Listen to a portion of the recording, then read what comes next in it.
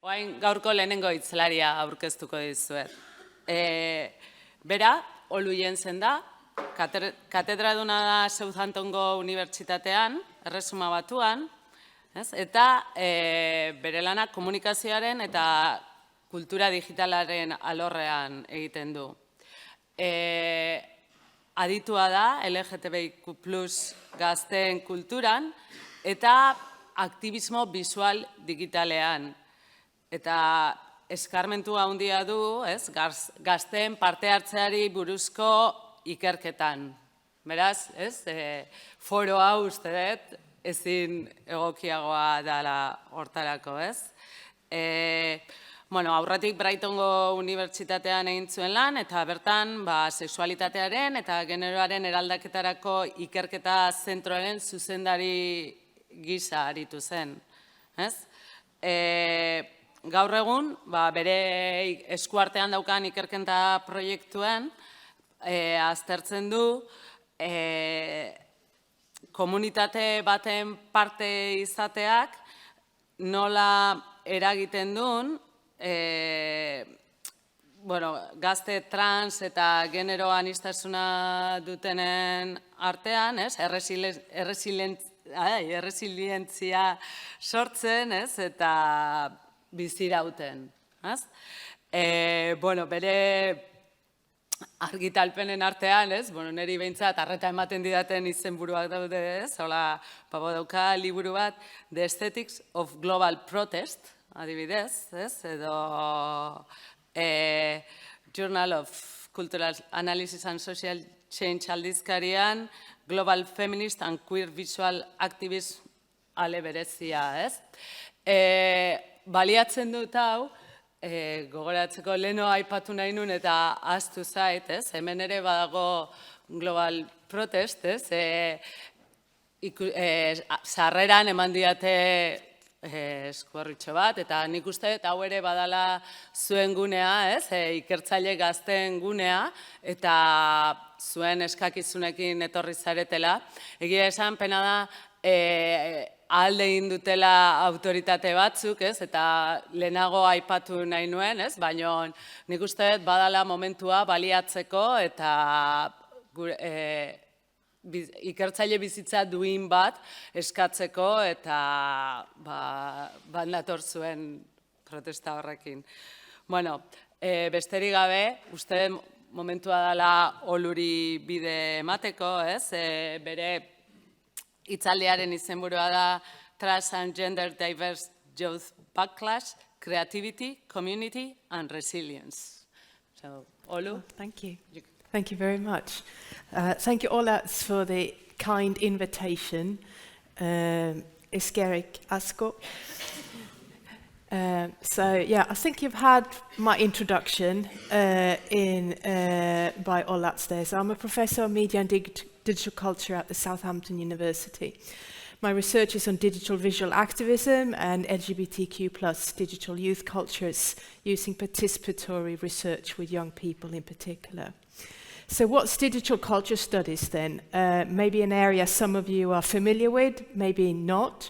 I would describe it as human-centered digital research. What does that mean? To study the relationship between digital technologies and social structures. For example, how do people form community online? How do digital technologies impact our sense of self and our social connections? For example, how will a ban on social media for those under 16, like the one introduced in Australia very recently, impact on marginalized communities who significantly rely on social media for social connections? What do we imagine digital technologies to be, and how do we imagine our relationship to them? For example, how do people make sense of algorithms? How do people make sense of 5G? How do people make sense of AI, intelligence? What do they imagine that intelligence is, or what that means? So asking these sort of questions, my research always starts with and focus on the human, not the technology. So starting with the human. And that is what I meant by human-centered digital research. The research I'm going to talk to you about today is, I would describe as interdisciplinary research, situated at the intersection of digital media studies, gender studies, critical theory, and youth studies. And today my talk is going to focus on doing research about community belonging, creativity and resilience, together with trans and gender diverse young people. Is the sound volume okay? You can all hear me? The pace is okay? Grand. All right. Let's see if that works. It works. So some terms, really quickly, some terms that I'm going to use in my talk. So I'm going to use the term LGBTQ+, which stands for lesbian, gay, bi, trans, and queer, often used when we talk about the LGBTQ community. That's how I typically use it in today's presentation. Trans and gender diverse, so people whose gender is not the same as or does not sit comfortably with the sex they've been assigned at birth. You know, when they go, oh, it's a boy, oh, it's a girl.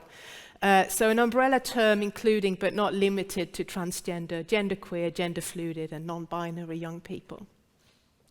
I also refer to the term cisgender, which is the term used about people whose gender identity is the same as the sex they were assigned at birth. And then, for example, a cisgender woman is someone who was assigned female at birth and continues to live and identify as a woman. Thinking also about trans and gender diverse young people, current international estimates of young people identifying with gender diverse identities range from roughly 1.5% up to 9% of the population, depending on the criteria used, because that's quite a broad umbrella way of capturing, and depending on how questions are being asked about your identity. So those are the kind of figures at the range. Okay. So young people then, well, you should define young people as well. Anyone up to the age of 25. Not me.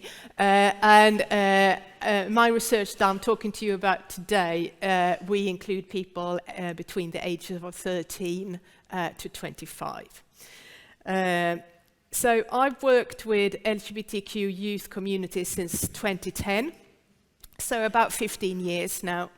And I'm both an insider researcher as a member of the LGBTQ community and an outsider researcher as a cisgender person, a cisgender ally, and an older adult with a different experience of growing up than those who are teenagers today.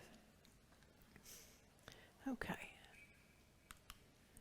So, overview of today's talk then, thinking about the why of the research, giving you a bit of context as to why doing this research might be important. The how, talking a little bit about some learnings from how we go about doing this research. It's not going to be pure methodology, but I'm going to touch upon things like research ethics and other considerations that are quite central when you do like youth-facing and youth-driven research. And then I'm going to go into the key themes of the current research, which is about creativity and youth voice, and about community and resilience. So that's kind of a roadmap for today's talk. So currently I run this project, which is called Creativity, Community and Resilience. It's a 2-year project funded by the AHRC. And it's a team of researchers. You can see them here on this slide. This is my brilliant team from across 3 different universities. And we also have a number of community partners that we work in collaborations with. So that's Mermaids UK, LGBT Youth Scotland, All Sorts Youth Project based in Brighton, UK. And we also work with an archive called the Mass Observation Archive, also based in Sussex.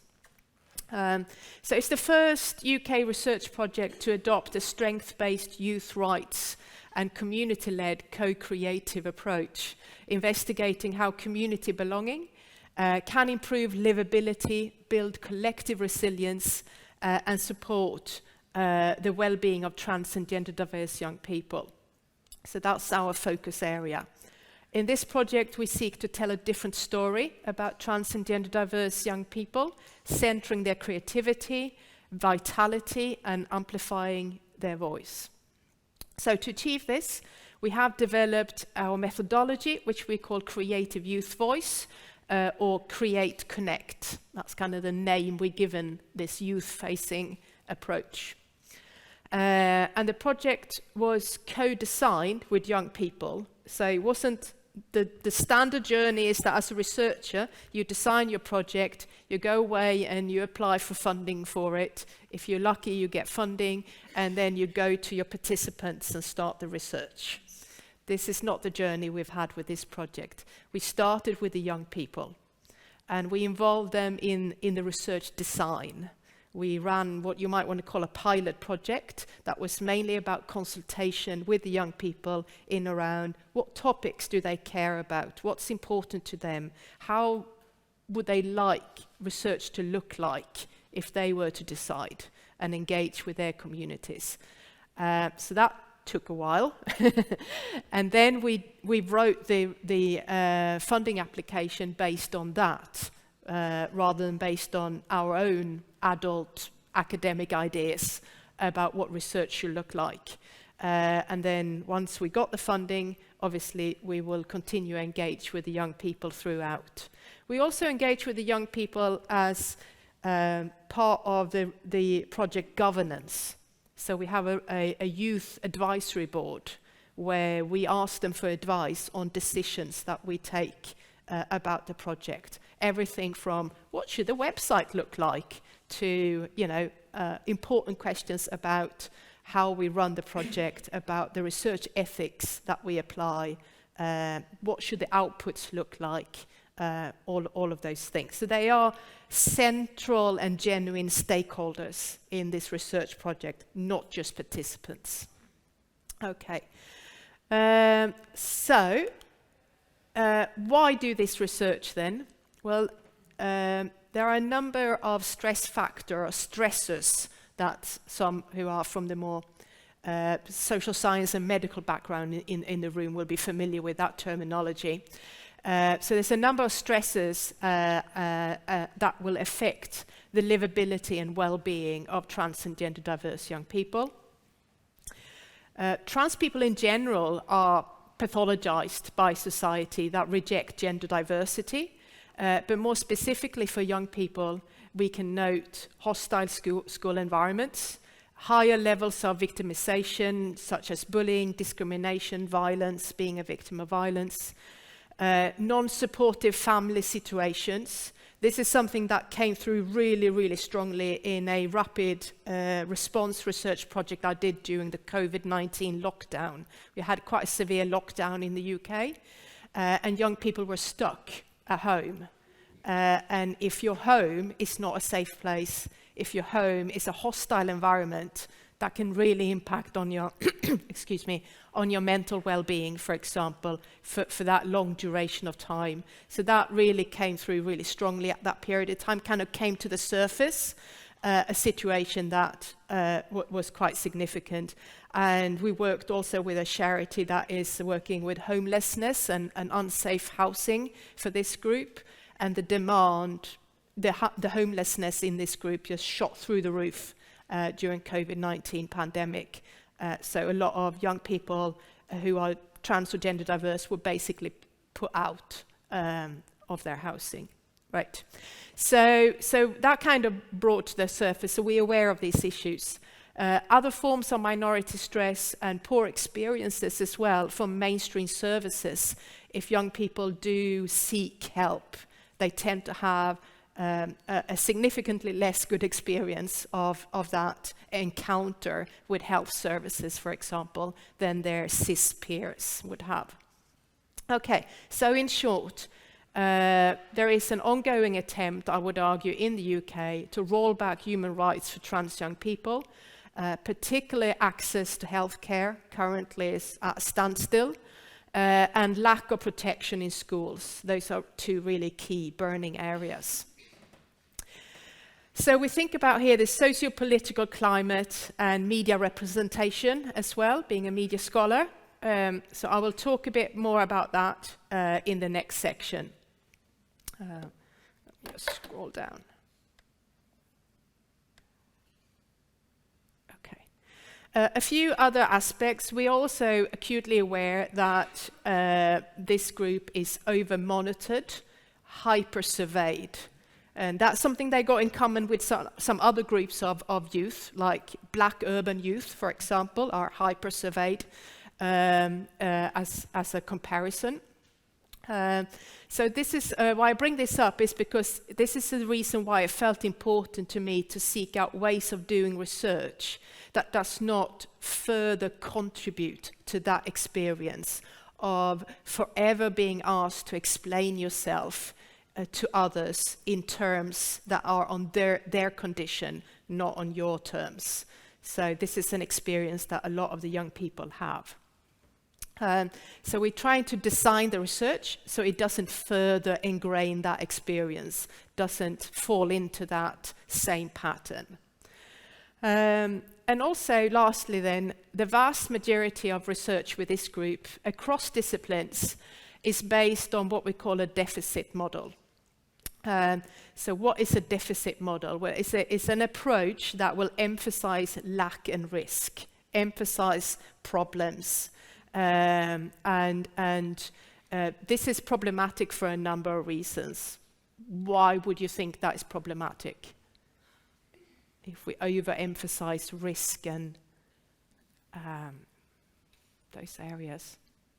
Any ideas? Yeah, go for it. Because it was a lot of fear in the people, right? Yeah. You kind of make them think that everything is super risky and Yeah. that you are fucked. Yeah, so that message becomes ingrained and further perpetuated. Yeah, that's right. And you internalize it as well. Yeah, so a number of reasons. Reinforcing negative perceptions, that might not be the intention. Quite often this is well-meaning research. You know, the intention is to solve a problem, to increase resources, so I'm not saying the intention is bad, not at all. The intention is almost always a good intention, but still is a problematic approach.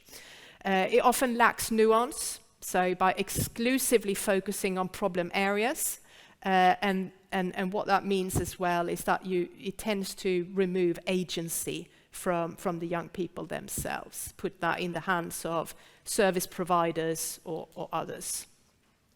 And also typically overlooks vital aspects of trans youth lives, such as resilience, vitality, and creativity, all the strength, all the resources that we find within the community. So, an alternative approach then is what we call a strength-based model, focusing on strengths and assets that we can draw on, recognizing resilience and seeking to build empowerment. So, just as you kind of reflect now, perhaps, or later on in the break, chat to the people that you know, what would the difference between a deficit approach and a strength-based approach look like in your own research area? You know, how could you apply that in your own research area, regardless of what it is about? What would the difference between those two approaches look like? And how would you like to move forward in your own research area, thinking about making the most of the strengths, the assets in terms of your approach? Right. So, a bit about UK media landscape then. So, anti-trans rhetoric in the UK media is particularly bad. It's been quite bad for a number of years, and it doesn't look like it's improving. So this is a quite a dire situation. And what I would like to point out here is this is not something that people think is only about like the tabloid press, the kind of sensationalist press. It's not. It's really, really ingrained in what we call the mainstream press, the big names like The Times, The Guardian, the BBC, the kind of media outlets that typically influence politics and politicians a lot. So that's why it's quite a serious issue. Note the language, note the choice of language here in the headline. They've chosen to say pander to. So teachers should not pander to trans pupils. Instead of using the word support or accommodate. So pander to signals to give in to some unreasonable demand. To give a person something that they want that isn't acceptable or reasonable. So it's very deliberate use of language here, and we see that across the media. This is also another cutting here from the Daily Mail. In this, they use the expression sex swap, like swapping one t-shirt for another when you get dressed. Also being factually deeply inaccurate in terms of what gender transitioning is available to people under 18. And last but not least, contributing to the harmful idea that as a happy young trans person is a bad thing. Because they will influence other young people to also want to be trans. So this idea that a sad and depressed trans young person is acceptable, but a happy one is a big problem to society, right? So you get the sense of the representation there in the UK press. So let's have a look at some quotes from that. So we've got a data set here. So I did some research together with two research interns, Megan and Matt, and we did a thematic analysis of 197 articles from UK press between those dates. And these are our key findings. Not surprised by this one, overwhelmingly a lack of trans youth voices. So in all articles, the journalists, they interviewed teachers, politicians, parents, not a single young person. The parental concerns dominated, so the perspective across these articles, what about the poor parents, mainly. Trans youth were mainly portrayed as both victims and a threat. So victim to being like convinced into something, like being subjected to some brainwash or something, but also a threat to other young people. So what if a trans girl is using the same dressing room as the other girls? What will happen? Are they a sexual, predator? Those kind of hints. So what we saw across this material was a subtle yet very persistent use of language aimed at questioning trans and gender diverse young people, kind of undermining their experience. So we have some quotes, just to give you a flavor. So this is one quote from a newspaper. We're talking about children here, and children go through fads. They change their minds and they copy others. It's what they do. So this quote kind of reinforces the construction of gender diverse young people's self-knowledge and embodiment as inherently impossible, and hinting to the idea that one can be influenced to be trans. There's something here as well about cultural fears of the otherness or unknowability of the child. So we see how these two things kind of overlap a little bit. So there's the fear of transness. There's also a lot about the fear about the child, about children as other beings from us adults that we can know something about, but we can never really know everything about. So there's that kind of cultural fear there. I've got some great recommendations for further literature on those topics if you want to ask me later. Here's some more quotes. 63% of sex-changed teenagers, again, a thing that doesn't exist, but nevertheless, have mental problems. Children who believe they are transgender could have autism. So these kind of statements are attempts to portray trans youth as having underpinning mental health problems or neurodiversity, and indirectly suggesting that they are not fully capable of knowing themselves. And these statements here are problematic for a number of reasons. They are very deeply ciscentric, but they are also deeply ableist and very very discriminatory against people with neurodiversity, etc. So it's this kind of subtle language of grouping things together to undermine trans experiences. And this, one of my favorites, this nonsense over transgenders is getting worse. So here, this is about actively calling for erasure of trans experiences. And I would say then, in the face of such erasure, existing as a young trans person becomes activism in and of itself. Just existing becomes an act of activism, an act of resistance. If they want to erase you and you insist on existing, that's kind of resistance. So it's important here to note, I would say, the impact of such media vilification on young people and themselves. What is it like, to constantly have this in the media? How does it impact your family, the people around you? But also the impact on youth support services, who will spend so much time, so much energy, and so much of their funds to just protect their organization from media attacks, where they could be spending that time and that money on helping the young people. So it's a real kind of distraction away from delivering the services that they are there to deliver. Okay, so what we see here then is the figure of the transgender child, portrayed as both victim and as a threat, like I said.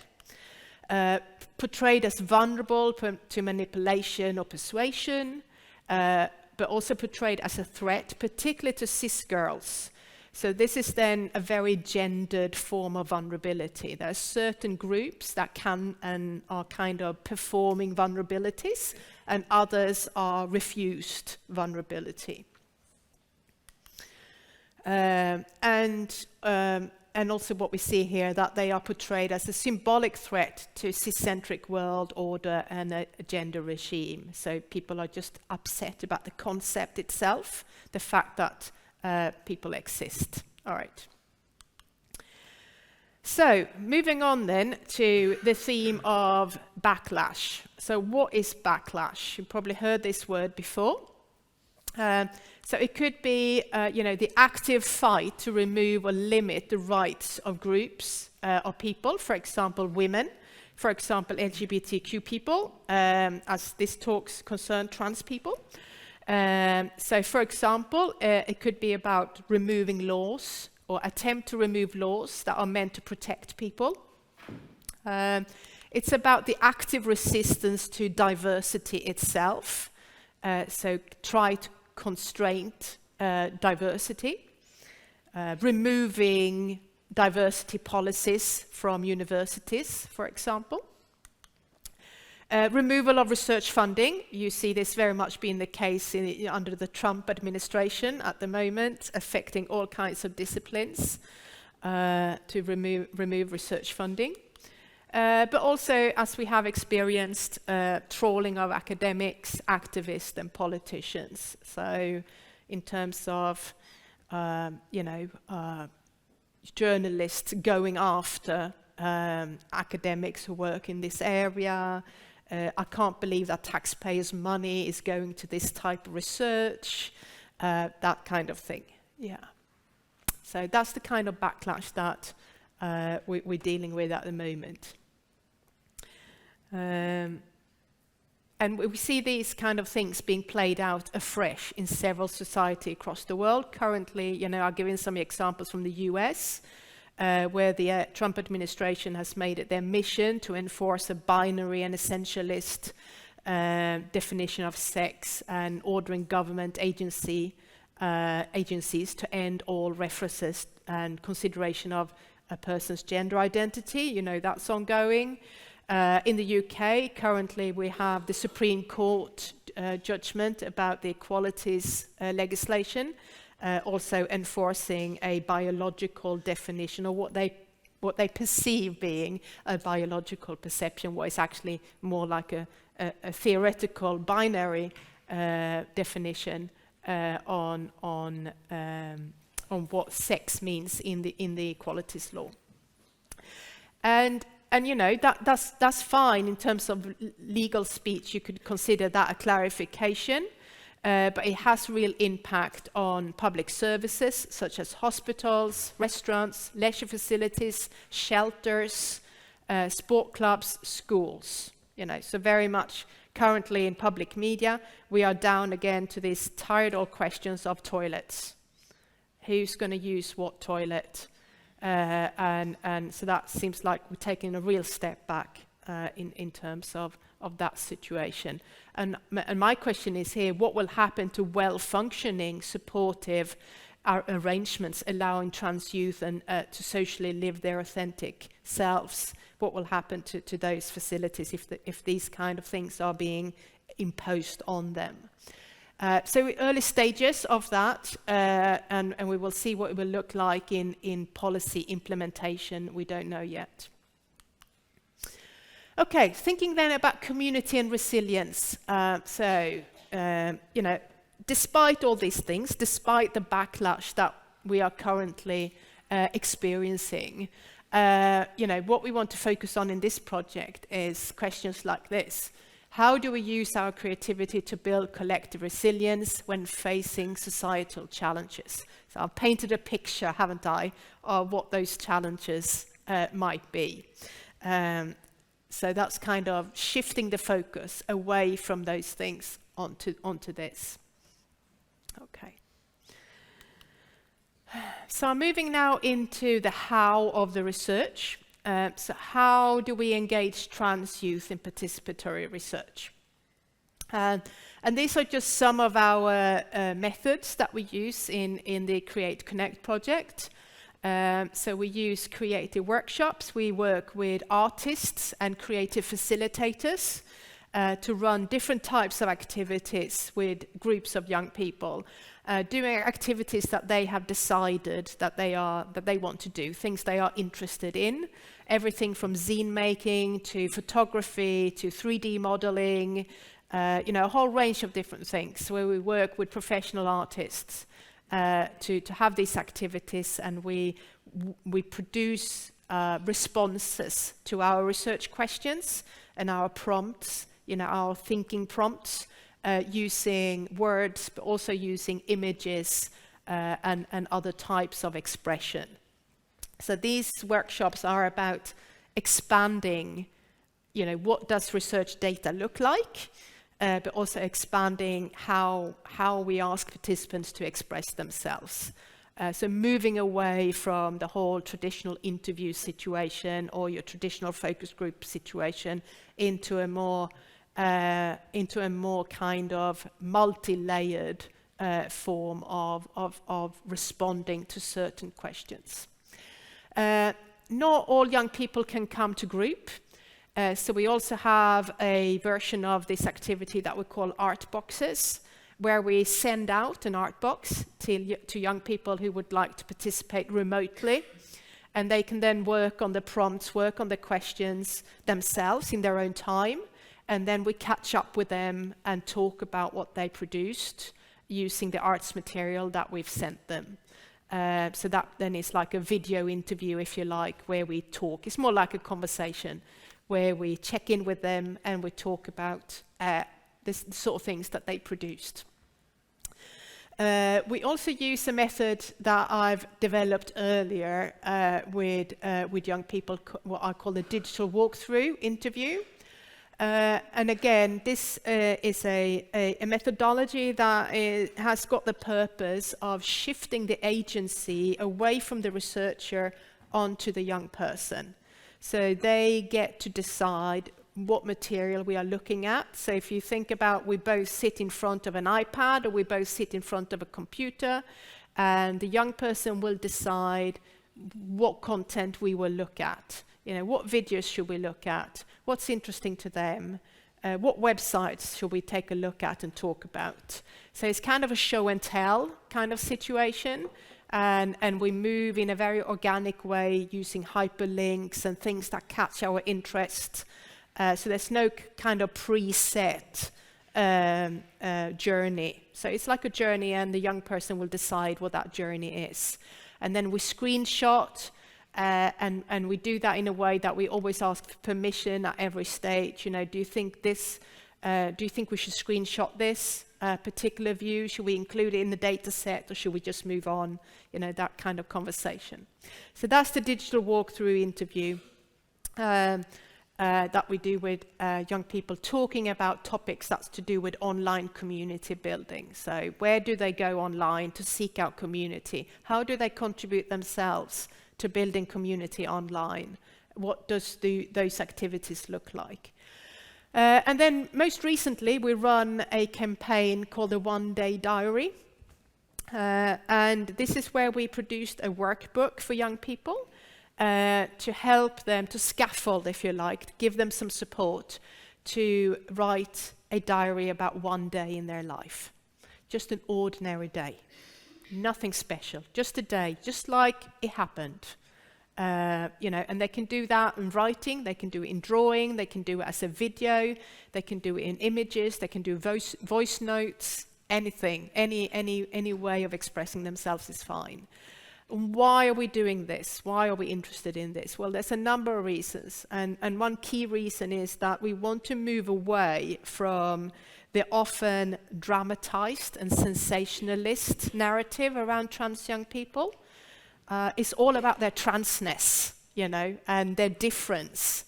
And we wanted to kind of capture what is ordinary life like, you know, what's a normal day for you? You know, other things that you find enjoyable in life, your happy place, your sad place, you know. We're not saying let's just look at the positives or let's just look at the negatives. Let's take the whole thing. Let's take the holistic approach. So that's one way of trying to capture that with young people. Okay, thinking then a little bit about research ethics. I think you're all familiar with research ethics in its most kind of bureaucratic version as to the stages you have to go through to have your study approved by a university board, for example. Yeah. So we do all of that. We had an ethics application that ran into 116 pages, which is fine. You know, I really value the experience of doing that because I feel I can lean on it as a researcher once I get to do the project. But we try to think beyond that, beyond the paper exercise in terms of what does research ethics mean to us. And we have put a lot of time into developing what we call an ethics of care. So what is the research ethics of care? Well, in our case, it's reparative. What do I mean by that? It means by starting by acknowledging the damage that research with this group has done in the past and is still doing. How a lot of research out there, considering this group, is still excluding them from the research. It's about them, but never with them. So, you know, and that does damage. So I think this is the starting point, to acknowledge that. To acknowledge that research in the past has not always had their best interest at heart and hasn't really benefited them. So I think that's an important starting point. So reparative in that sense, that we're trying to address these things. It's about building trust. There's a huge amount of mistrust in the community for good reasons, right? So we need to acknowledge that as well and not take their participation for granted.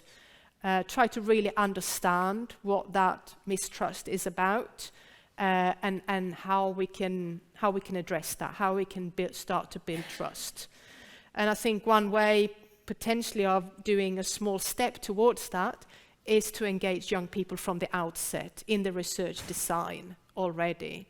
Okay, so there's other aspects of that as well we can talk more about later. To be inclusive, so what do I mean by that? Well, I'll give you an example just to illustrate being inclusive. It's not to give up on engaging the people that are harder to reach, not to give up on the young people that your research ethics board would rather you didn't engage. In our case, that would be the young people who are unsupported. So typically with a young person, you would like to have parental consent for them to participate in the project. And that's also our preference. That's our standard, if you like. If parental consent is possible, then that's the route we take. But what if it's not? What will happen to that young person for whom gaining parental consent is impossible or would put them at real risk? What should we do in that situation? What would you do?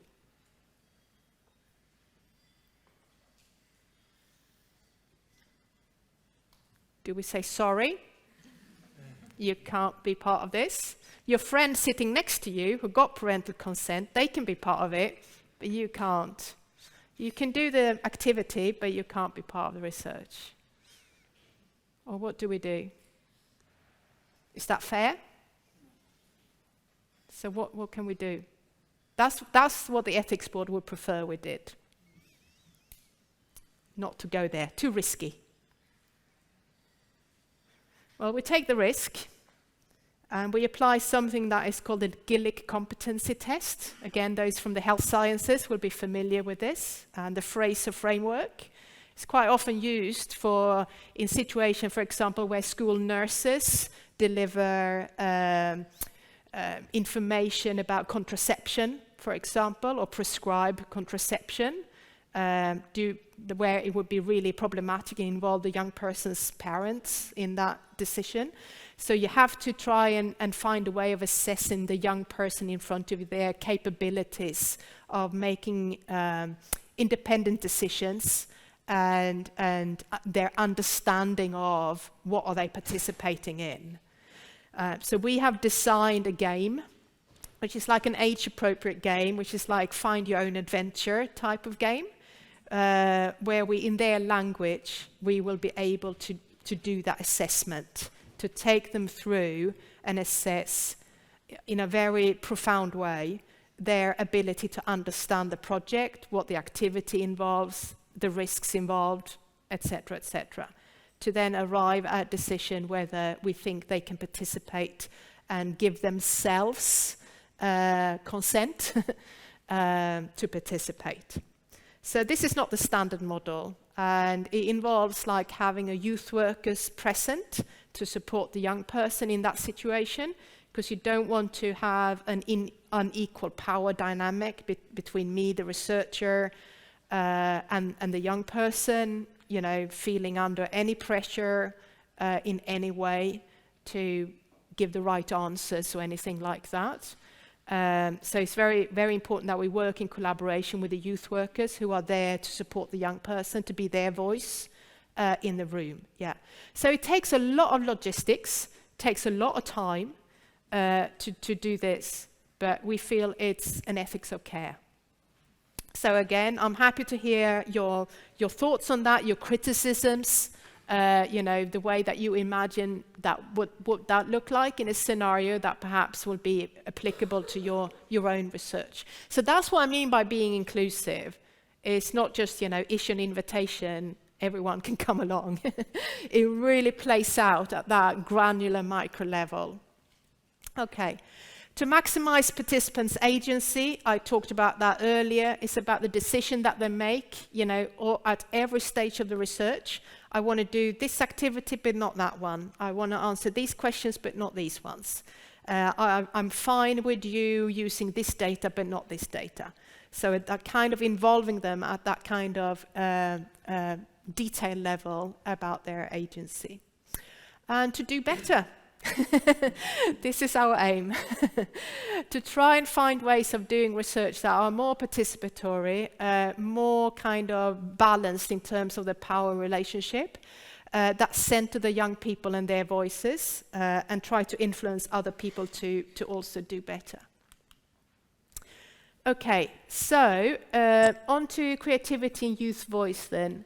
Well, just because young people's voices are not heard in mainstream or legacy media doesn't mean that trans and gender diverse young people do not engage in cultural production, advocacy, activism, etc. there's a very rich kind of online culture centering trans youth experiences in different ways.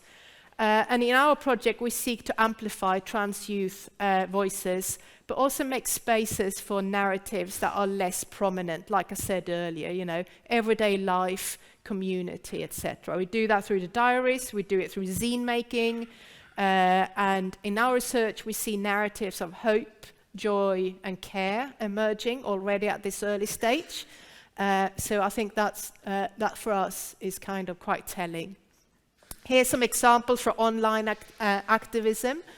So this is in response to the anti-trans campaigning by J.K. Rowling. Maybe some of you are familiar with the Twitter storm and the huge number of following that she has to broadcast her anti-trans opinions. So this is a youth response to that. You can turn your Harry Potter books into mushrooms and decompose transphobia. We see quite a lot of examples of YouTube culture that is not just about, you know, transitioning or about activism in terms of politics, but it's about kind of how do you keep yourself well. So this is like a young trans person who's uploading some home fitness videos about just doing physical exercise to keep yourself well. And so I think that's a activism that is about a community of care for the others in the community. But also other things like everyday comics about everyday life and just, you know, the diversity out there. Obviously direct action as well is very much part of it, protest and direct action. In our zine making, we also try to kind of deepen the register, or broadening and deepening the register. So here's just a snapshot from a zine where a person has done some collaging of some free dangling feet. So that's part of our data set. And we can think about what, you know, not just the words that they have put next to it, but just to think about what does that mean? Are you losing your holding? You know, are you hanging free? Is that a visual of freedom, or is it a visual of kind of insecurity in the sense I'm going to drop down and I'm not sure what's going to happen next? Am I going to land on my feet? You know, so we just, you know, talk about these things in terms of their visual communication as well. There's a lot of humor in our in the young people's outputs, and I find this very, very, very interesting and very productive because it offers a bit of distance to come to topics that are really quite hard topics, and you can come to them with a different voice, and it becomes less threatening and easier to talk about with others. So there's a lot of our data that contains different types of humor, some really black, like dark humor, I would say, but also, so here's an example. So this is, about the long waiting list to gain access to healthcare on a gender clinic. Currently for a young person is between 3 and 8 years to be seen. So sometimes the health service will just sign up a young person to the adult service straight away because they know by the time they reach the top of the waiting list, they're going to go straight into the adult service. That's how long the waiting list is. So thinking about that frustration, a young person has put here, I would download Agenda and I wish it was that easy to access trans healthcare, just to download it like a computer software. But right now, they say, it's more like gender being delivered or shipped by Every or Hermes.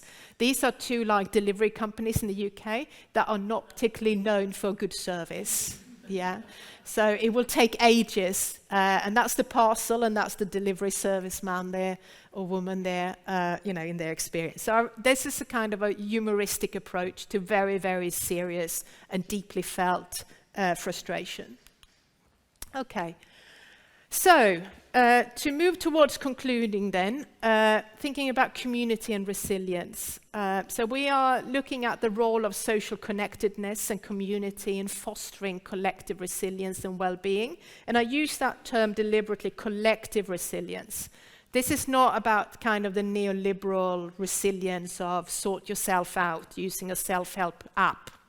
The expectation that every person should develop resilience in the sort of capitalist system.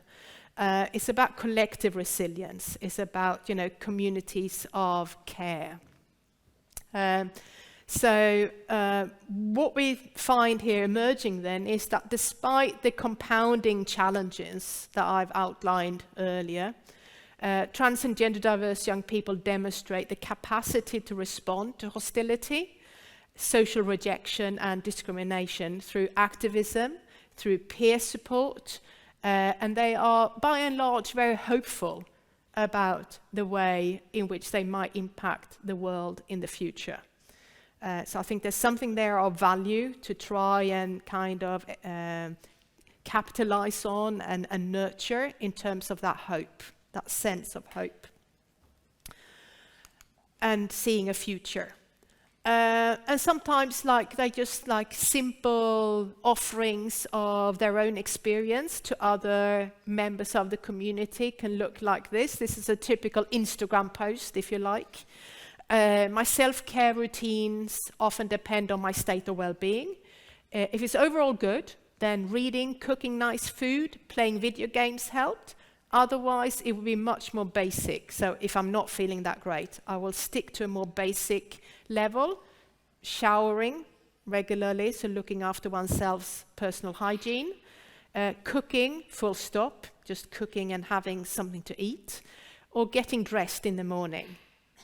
So this kind of illustrates that, the different levels of kind of aspiration, and that's okay. Taking the pressure off expectations.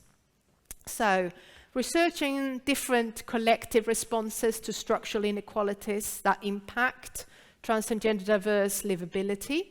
We in this project, we hope to further our understanding of trans and gender diverse young people's community building, both offline and online, to advance previous research that indicates young people engage in digital peer support for mental health, for example, mental health support, in ways that parents, schools, or health service providers cannot. So they're doing something that, schools and health provisions, etc., lack or fall short in. But also we want to add more in-depth understanding of these communities of care as an emerging form of activism for trans youth. So we got an example here. Again, this is from a zine making workshop that we did recently, and I've just grabbed and enlarged one of the pages there from a zine saying, eventually, the women that we are and the men that we are and the gender rebels that we are, and those who refuse to tick any gender box, will come together and hold you. So this is, the trust that you put into the community of being there for you. And I think the young people really see the value of contributing to that community themselves as well. Okay, key takeaways, if you're ready for it. So, to engage young people in research from the outset, I've talked a little bit about that. Think about, stakeholders that you engage with, if you do. What difference would it make to engage them in the research design? So from the outset, to do that more co-design, co-collaborative approach. I would encourage researchers to expand the register in which we produce knowledge. It doesn't have to be creative methods. That's just the way that we, the approach we take in this project.